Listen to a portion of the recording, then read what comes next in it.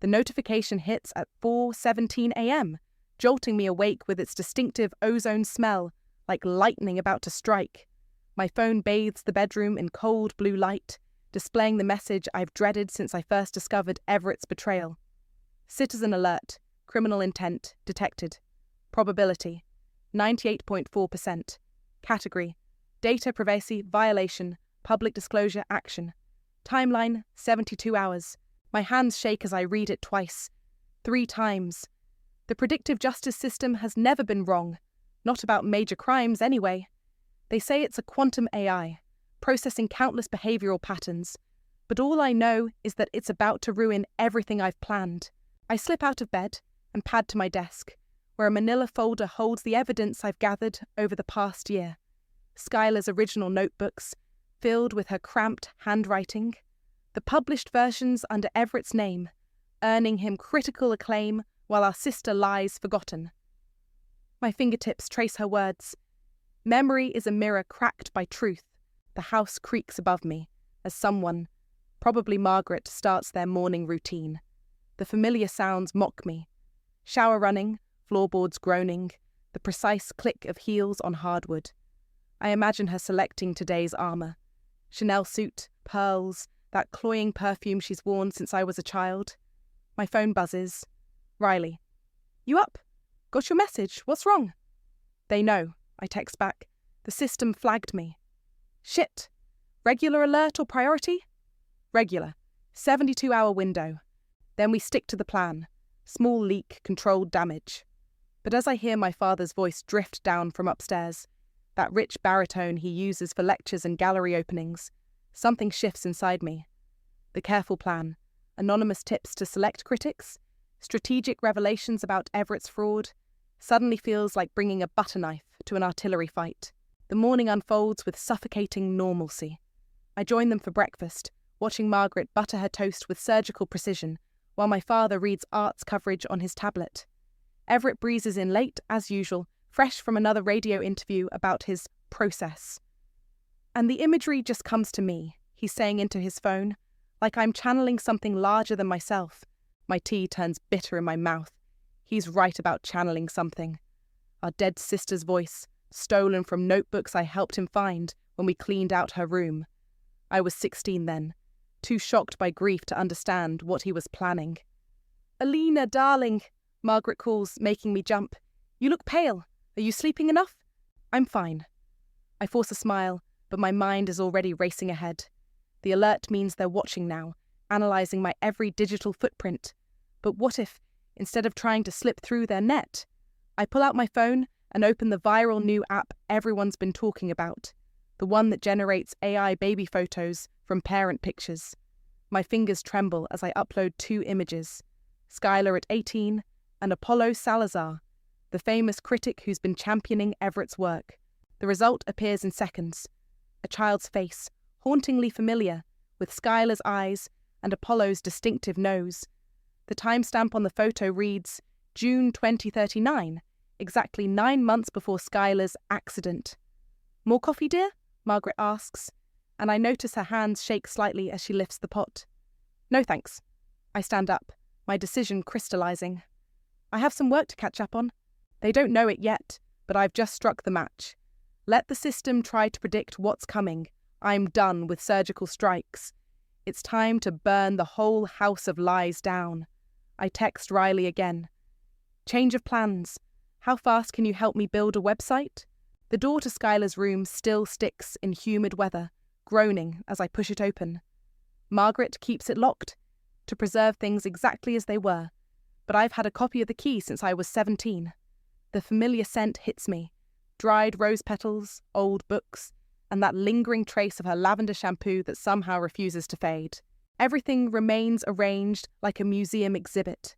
Her bed, still made with the purple quilt our grandmother sewed. The corkboard above her desk, photos curling at the edges. The bookshelf where she kept her journals, where they used to be anyway, before Everett got his hands on them.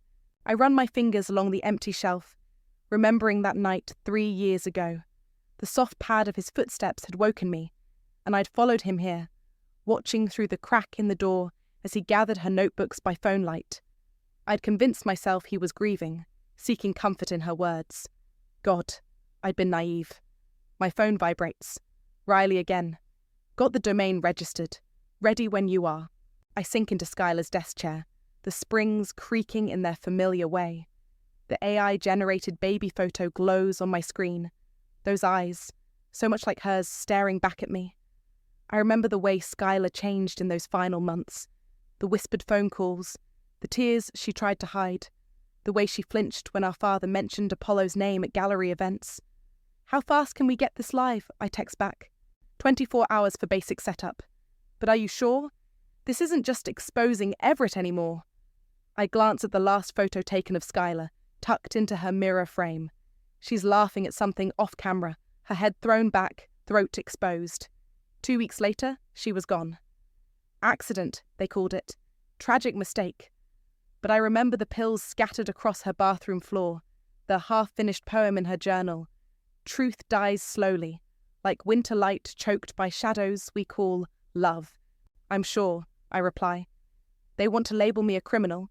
Fine, but they don't get to choose which truths I tell.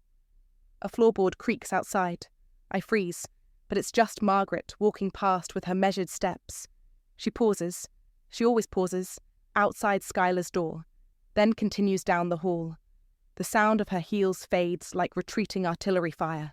I pull out my laptop and begin typing.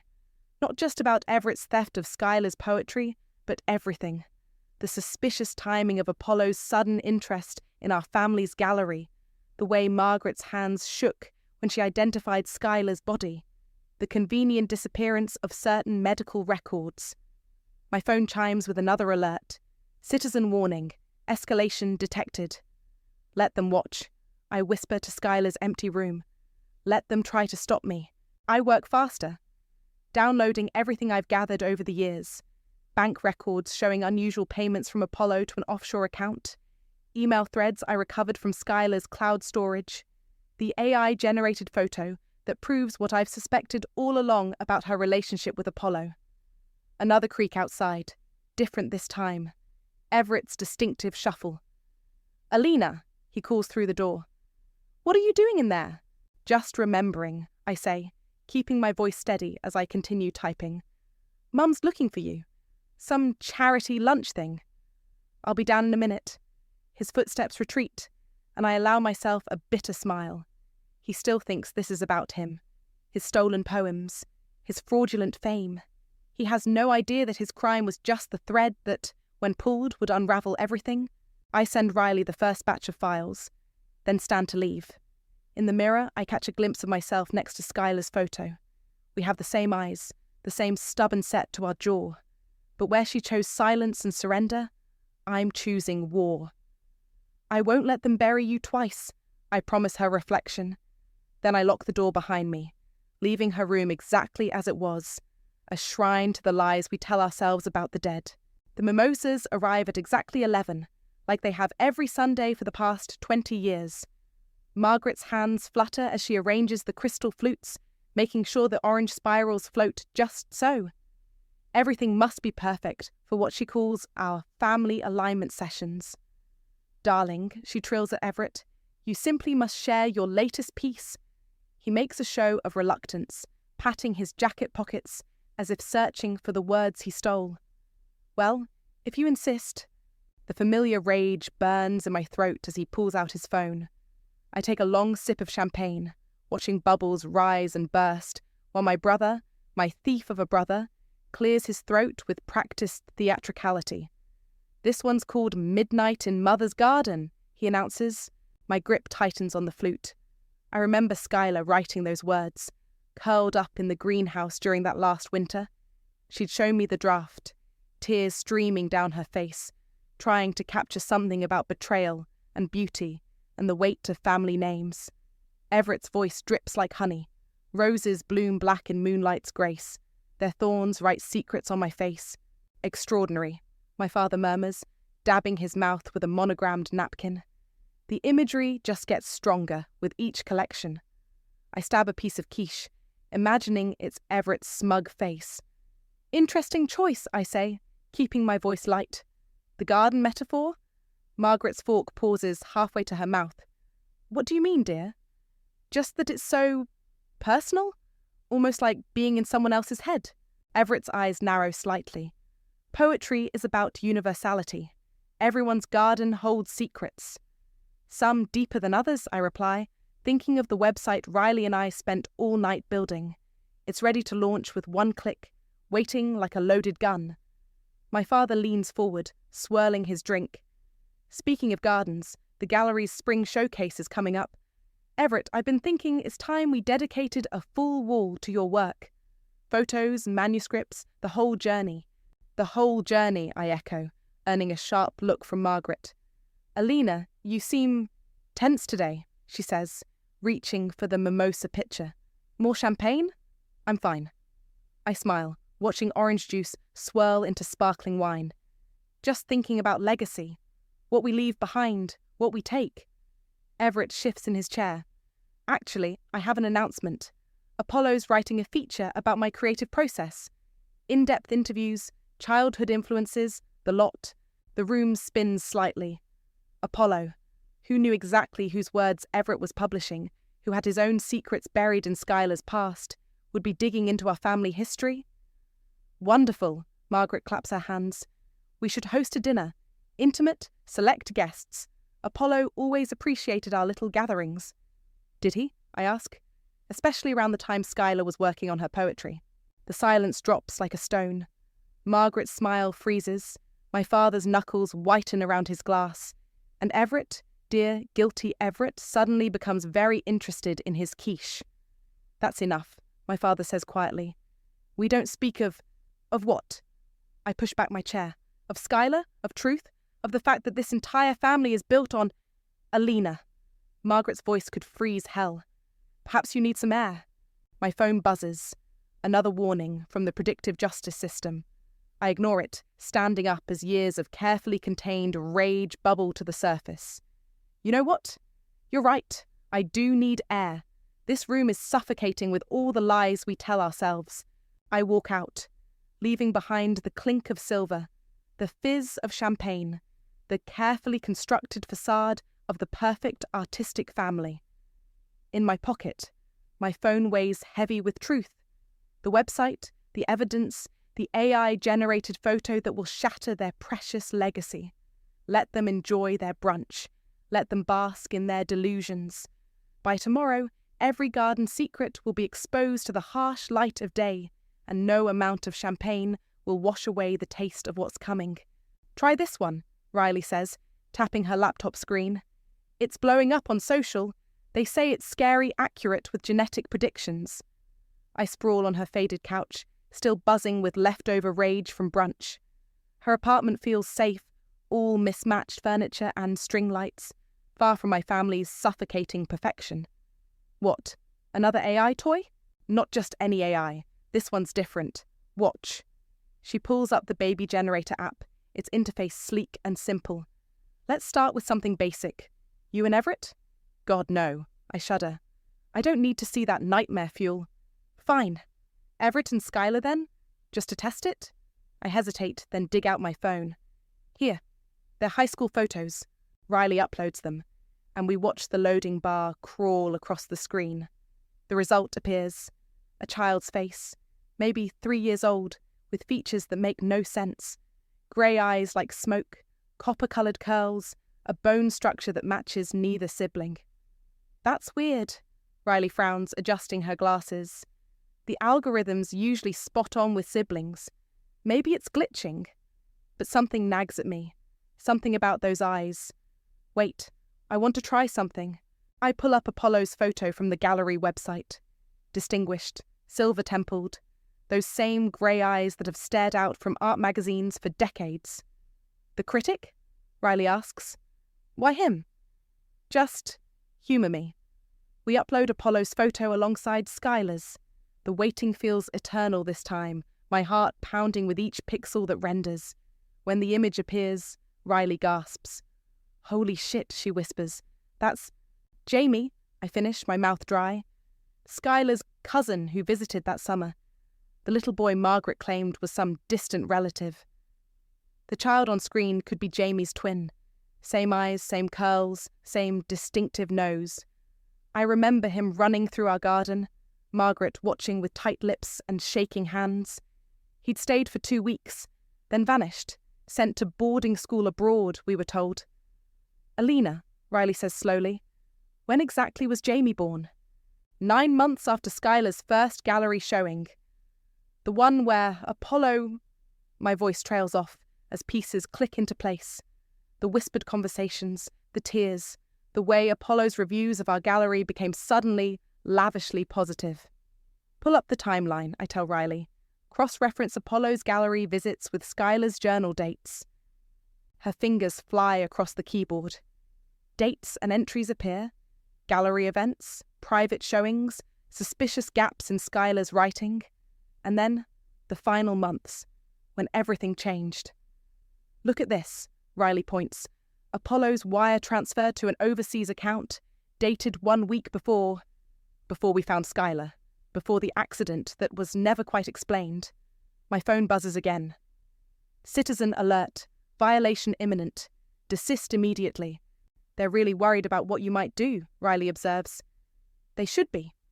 I pull out my own laptop, opening the website we've built. Add a new section. We're not just exposing Everett's theft anymore. Are you sure? This is nuclear. Your whole family... They're not my family. The words come out hard and cold. They're accomplices. Every one of them knew. About Everett stealing her words. About Apollo. About Jamie. They buried her twice. First her truth, then her body. Riley watches me type, her expression torn between concern and admiration. What about the prediction system? They'll try to stop you. I think of Skylar's last poem, the one Everett claimed as his breakthrough piece. Truth rises like floodwater, no wall can hold it back. Let them try. I attach the AI-generated photo, position it front and center on the homepage. Some things deserve to burn. The website sits ready, one button between my family's carefully curated image and total destruction.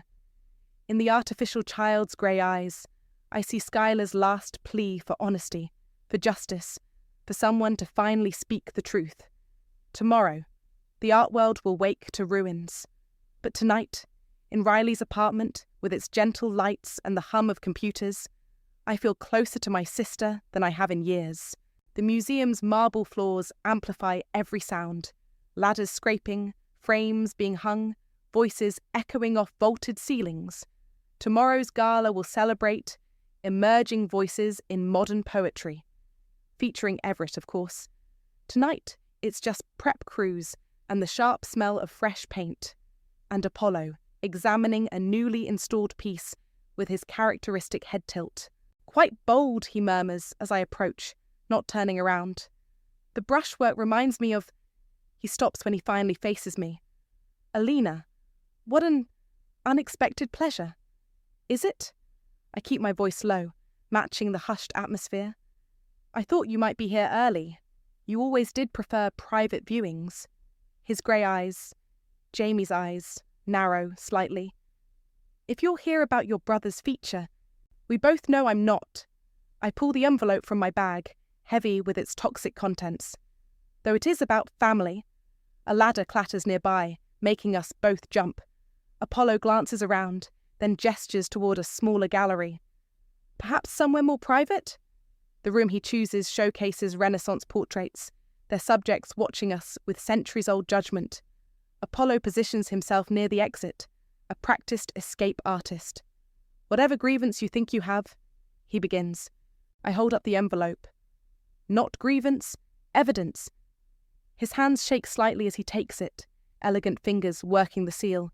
I watch his face as he examines each item. Skylar's original poem about secret gardens and hidden children, dated 9 months before Jamie's birth. The AI-generated photo? Its genetics impossible to deny. Bank statements showing payments to a private school in Switzerland. Interesting software, isn't it? I say into the silence. Almost like a digital DNA test. This proves nothing. But his voice has lost its cultured smoothness. No? The timing of your reviews changing, the suspicious payments, Skylar's final poem about grey-eyed truth that Everett somehow claimed, it all just coincidence? Footsteps approach. Apollo tucks the envelope into his jacket, face composed as a museum worker passes. When we're alone again, something harder emerges in his expression. What do you want? The truth. All of it. Starting with a public retraction of Everett's accolades. You destroy your own family's reputation? They destroyed themselves when they buried Skylar's voice, when they helped hide your son. He flinches at the word son, and for a moment I see past the polished critic to something raw and afraid. You don't understand the complexity. I understand that my sister died with her truth untold, that somewhere a boy exists who doesn't know his mother's name, that you built your career on her silence. My phone vibrates. Another warning. Apollo notices. Ah yes, the prediction system. They're watching you, aren't they? Planning to stop whatever you're plotting. The algorithm isn't perfect. I step closer, voice barely a whisper. It can predict actions, but not consequences, not the cascade effect when one secret breaks free. A drop of sweat trails down his temple. Your parents will face what they've done, just like you, just like Everett. And Jamie, have you considered what this would do to him? The question hits harder than I expected. I think of the little boy in our garden, laughing with Skylar's smile. He deserves to know who he is, who his mother was. Apollo stares at the Renaissance portraits, their painted eyes accusing. When? The website goes live tomorrow night, during the gala. Unless? You tell the truth first. Your platform, your words. Give Skylar back her voice. He closes his eyes briefly. Behind us, someone drops a frame, the crash echoing like a gunshot. When he looks at me again, I see resignation. You're more like her than you know, he says quietly. She had the same steel in her eyes when she threatened to expose everything. My heart stops. What did you say? But he's already walking away, the envelope crushed in his fist, leaving me alone with the painted witnesses and a new, terrible understanding of my sister's final days. My phone buzzes one last time. Prediction updated. Severity increased. Good, I think. Let it be severe. Some truth should hurt. Truth. 3 a.m. and my laptop's glow feels like the only light in the universe. I'm on my 4th cup of coffee, the bitter dregs gone cold. Each file I arrange on the website feels like placing explosives. Skylar's original journals, scanned and time-stamped. Audio from Everett's interviews, laid against videos of Skylar reading the same poems years earlier. Bank statements, medical records, the AI photo that started it all. My toast burns in the kitchen, filling my apartment with the smell of destruction. You're sure about the timing? Riley asked through my headphones. She's been up all night too, strengthening our digital fortifications. During Everett's reading, when he starts Midnight in Mother's Garden. I take a bite of charred bread, letting the bitterness fuel me. Maximum impact. They're already trying to breach our servers. These aren't amateur attacks. I think of Apollo's face in the museum, that moment of revelation. He warned them. They're scrambling to stop us. My screen flashes. Final warning. Cease activities immediately. The prediction system's getting desperate, Riley notes. Never seen it issue this many alerts. I pull up the presentation sequence one more time. First, the video compilation. Skylar at poetry readings, her voice clear and strong, dated years before Everett's original works appeared. Then the financial trail, Apollo's suspicious payments, the Swiss school's records. Finally, the AI photo, with its damning genetic evidence. My phone rings. Margaret. I let it go to voicemail. Your mother's been calling my office, Riley says. How did she even get that number? She's thorough when she's scared. I replay Skylar's last recorded reading, her words cutting through time. Truth is a blade that cuts both ways, severing lies from light. Another notification. Predictive justice alert. Criminal intent confirmed. They're right about one thing, I tell Riley. This is criminal, just not in the way they think. My toast has gone cold, but I eat it anyway. Each ashy bite a reminder of what's coming. On my screen, the website looks deceptively simple. Clean layout, clear navigation, a digital bomb in sheep's clothing. Walk me through the fail-safes again, I say. Triple redundant servers, dead man's switch if we're compromised. Even if they take down the main site, it'll mirror to 50 others. Riley pauses. The only way to stop it is to not start it. I open my email, where Apollo's latest review sits unopened. Everett's work continues to astound, each piece revealing new depths of understanding.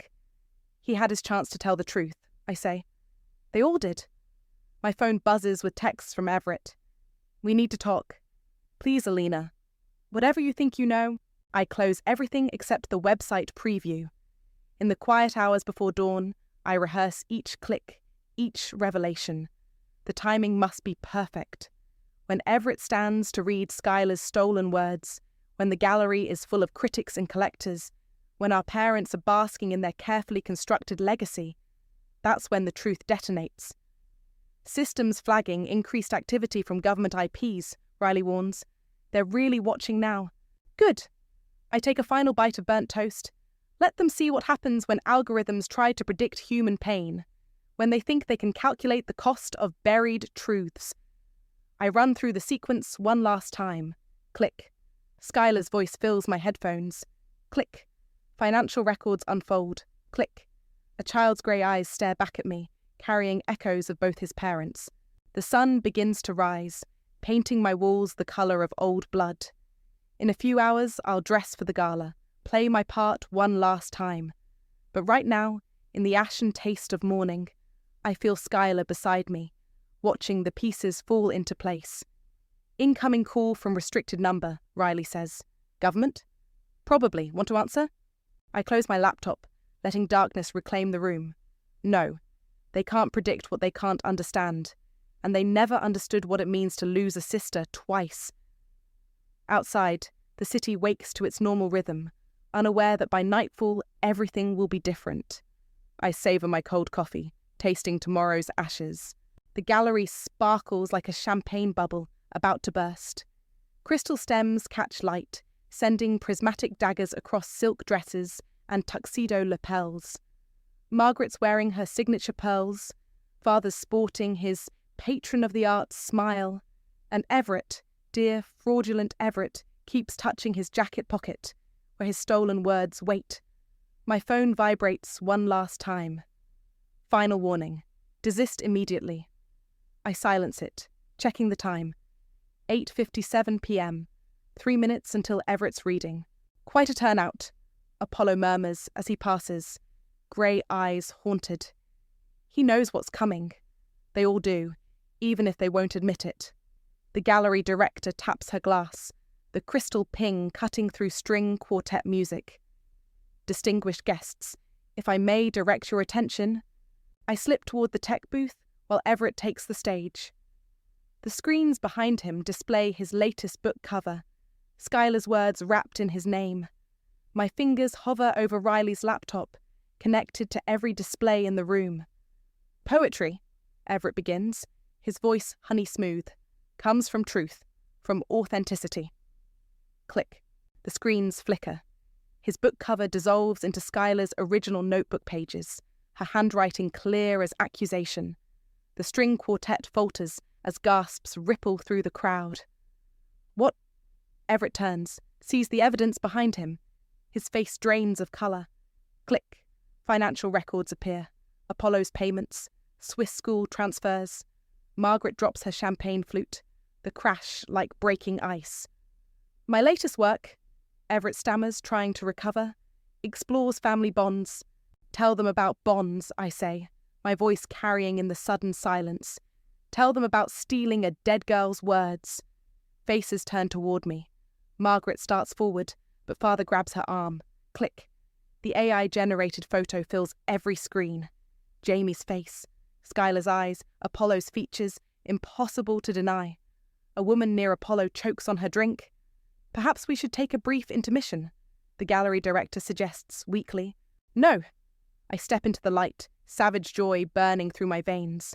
No more interruptions, no more burying the truth. Alina, Margaret pleads, her perfume suddenly cloying in the tense air. Think about what you're doing.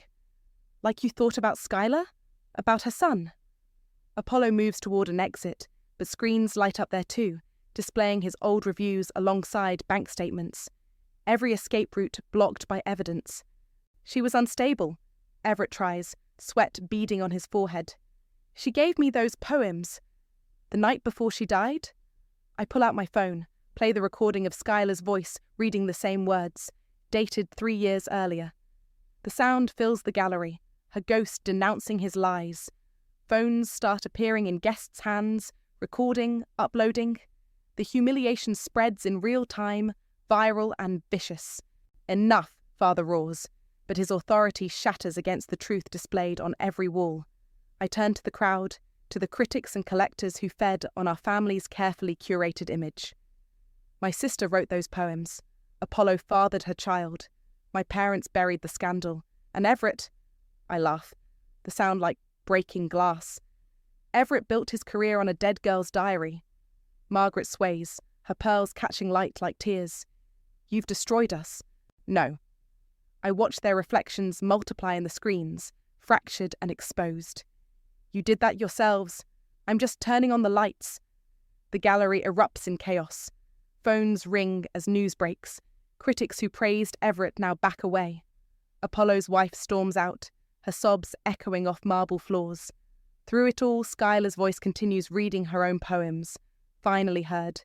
The algorithm was right, I tell my shattered family. This was criminal.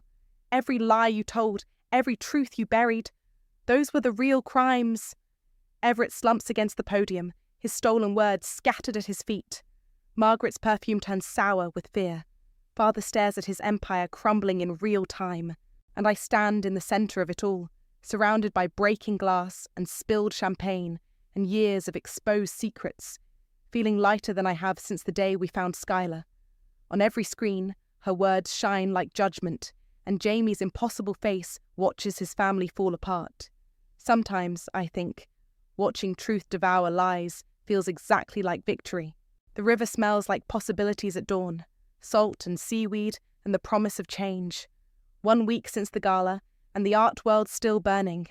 My footsteps on the wooden boardwalk echo like judgment, each creak a reminder of what I've done. My phone chimes. Not a warning this time, those stopped after the explosion, but the final verdict. Citizen status update criminal record, confirmed category, data privacy violation, public disclosure. Sentence, professional restrictions, digital monitoring, shall 5 years. Note, further violations will result in increased penalties. I laugh, the sound carried away by the morning breeze. They think they're punishing me, but their sanctions feel like medals. A jogger passes, does a double take. She's not the first. My face has been everywhere this week. Whistleblower exposes literary fraud. Art Dynasty's dark secret. AI technology reveals hidden heir. The headlines blur together, but Skylar's truth stands clear above the noise. I reach the pier where we used to watch sunrise, my sister and I. The wooden railing still bears our initials, carved one summer morning when everything seemed possible. Before Apollo, before Jamie, before silence became our family's native language. My work email auto-replies now. Position terminated due to ethical violations. 3 gallery committees have revoked my membership. Father's lawyer sent cease and desist letters that I used as kindling. But Skylar's poems are being published under her name. The truth about Jamie has sparked investigations into art world power dynamics. And Everett, last I heard, he's taking time to reflect at some mountain retreat. A ferry horn blasts, startling a flock of gulls into flight. My phone buzzes with a text from Riley. You okay? News just broke about Apollo's resignation. Better than okay, I reply, watching the birds wheel against the brightening sky. Margaret called yesterday, her voice brittle as frozen grass. Was it worth it? She'd asked. Destroying everything we built? I didn't answer. Some questions answer themselves. The tide's coming in, bringing that sharp salt smell that always reminded me of tears. Somewhere in Switzerland, a teenage boy is learning about his mother for the first time. I wonder if he has her laugh, her way of tilting her head when thinking deep thoughts. Another text, unknown number.